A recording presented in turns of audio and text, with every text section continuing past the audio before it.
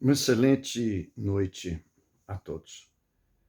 Nós vamos fazer uma pontuação em alguns assuntos que eu acho que nos tocam de forma muito direta e que a gente precisa começar a trabalhar cada um deles da melhor forma possível, porque a gente percebe que ele é residente no coração de muitos de nós, ou praticamente da maioria, né? Estamos na mesma trajetória, carregamos compromissos muito semelhantes e história também muito ajustada umas às dos outros.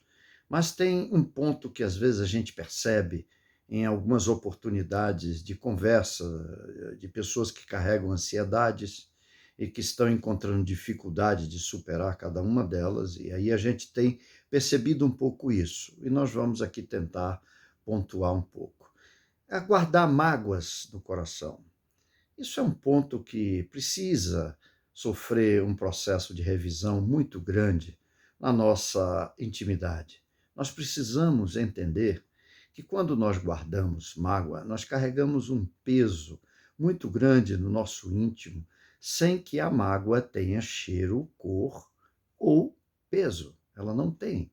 A densidade dela é vibratória e ela nos corrói, nos incomoda, nos desajusta e faz com que a gente tenha, muitas vezes, uma interpretação bastante errada daquela mágoa que faz e que marca a nossa intimidade.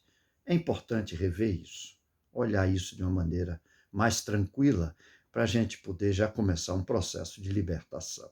Outro ponto é a gente achar que temos o controle sobre a vida de todos aqueles que nos rodeiam.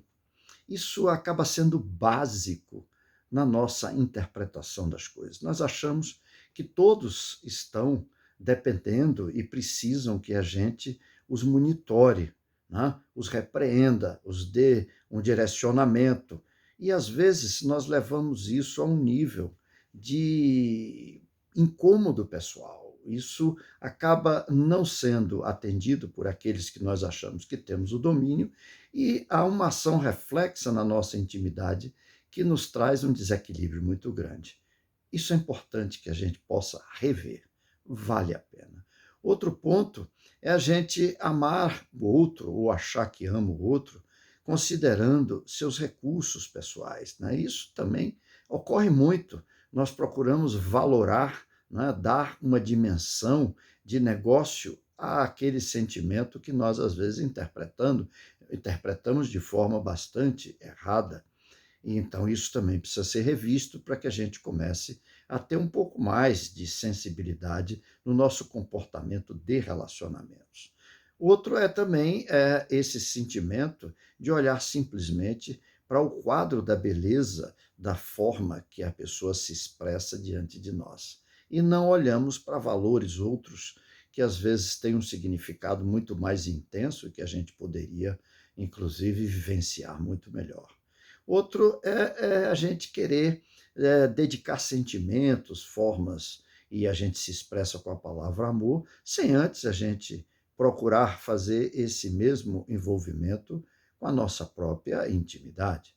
Não nos amamos, nós não nos respeitamos e queremos transmitir esses sentimentos a terceiros.